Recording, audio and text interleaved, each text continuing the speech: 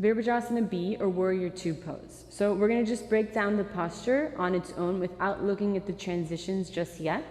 We'll do that in another video. So with the feet apart, we have the heel of the front foot aligns with the arch of the back foot. And this back foot can be in about 45 degrees, between 45 degrees and 90 degrees. You can find what's comfortable for you there.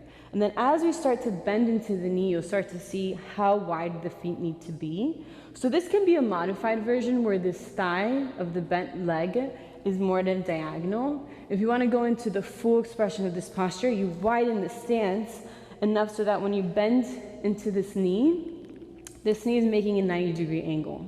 So that the thigh, the bottom of the thigh, is parallel to the ground. And so once you're here, let's start from the ground, like all of our standing postures. Press through the four corners of the feet, and you can even press the feet down and away from each other. That really helps to stabilize the posture. And really make sure you're lifting the arches. That creates this energetic quality of, as you press down, you lift through the arches, lift through the pelvic floor, and keep the energy lifting out through the crown of the head. So always with these standing postures, you want this action, counteraction of rooting down, and then the counteraction of lifting up. So you can already start to feel that through the arches. Lifting the arch, don't let it collapse, because then that also starts to bring the knee forward. And we'll talk about in a moment why that's not good.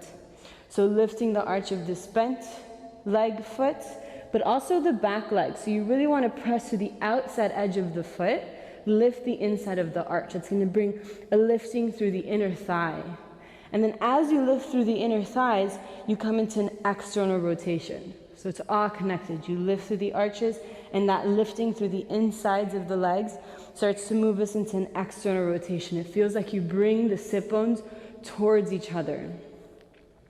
So you can even use your hands here, hold onto the thighs, and roll them back and down, just to feel that energetically or feel that mechanically. And then as you bend into the left knee, moving this left knee back over the left ankle. That's connected to this external rotation. As you move deeper into the rotation in the hip, the knee stays over the left ankle. So again, you don't want this to happen, because then you also put a lot of pressure on the inside of the knee, and that can bother the knee. So once you're here, and you have a strong, stable foundation, you start to engage the pelvic floor and drop the tailbone a little bit. There's a tendency to want to lift the tailbone and come into a position like this. Sometimes that might be because of a lack of flexibility in the hips. So maybe you need to shorten the stance and have this thigh more at a diagonal, and really find that dropping of the tailbone and dropping of the pubic bone. So you find the pubic bone and the tailbone moving down towards each other.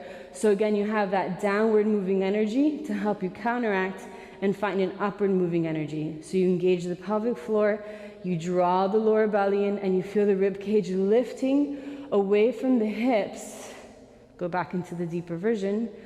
Lifting away from the hips as you feel the hips sinking down. And then the arms are out to the side, shoulders are relaxed, neck is relaxed.